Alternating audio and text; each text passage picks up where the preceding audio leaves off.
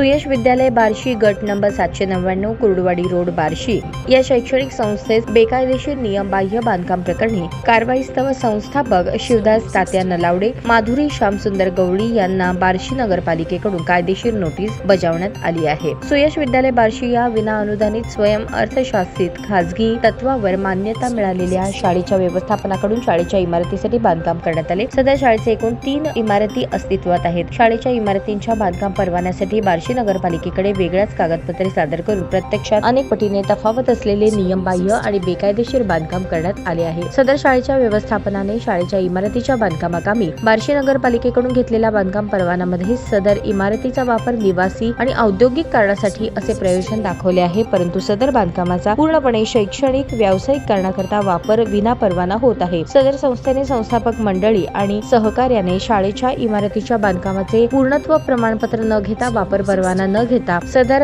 इमारतीचे बेकायदेशीरपणे वापर करणे चालू ठेवले असल्याचेही दिसले आहे। बार्शी नगर परिषद मुख्याधिकारी नगर रचनाकार यांनी चौकशी करून पाहणी करून पर्यवेक्षण करून वरील कृत्यावर आक्षेप घेऊन मालमत्ता धारक संस्थाचालक यांना महाराष्ट्र राज्य नगर रचना अधिनियम 1966 कलम 53 नुसार कायदेशीर नोटीस दिली आहे। सदरील नोटीस बार्शी नगरपालिकेचे विद्यमान प्रशासक बाळासाहेब चव्हाण यांच्या आदेशाने नगर रचनाकार देवानंद जाधव यांच्या पर्यवेक्षणाखाली लागू झाली आहे। तथाकथित बेकायदेशीर बांधकामासोबतच यापूर्वीही शाळेचे सुरक्षेचे नियम, विद्यार्थ्यांची वाहतूक धाब्यावर बसवत बेकायदेशीर असुरक्षित स्कूल बसमधून विद्यार्थ्यांची वाहतूक हा सुद्धा बार्शी परिसरात चर्चेचा विषय असतो। तसेच महाराष्ट्र शासनाच्या आदेशानुसार शैक्षणिक संस्थेच्या नियमांची पायमल्ली होत असताना दिसते। आतापर्यंत नगरपालिकेमार्फत कायदेशीर कारवाई संदर्भात बार्शी नगरपालिका हद्दीत आणि शहरात केलेली ही सर्वात मोठी कारवाई आहे।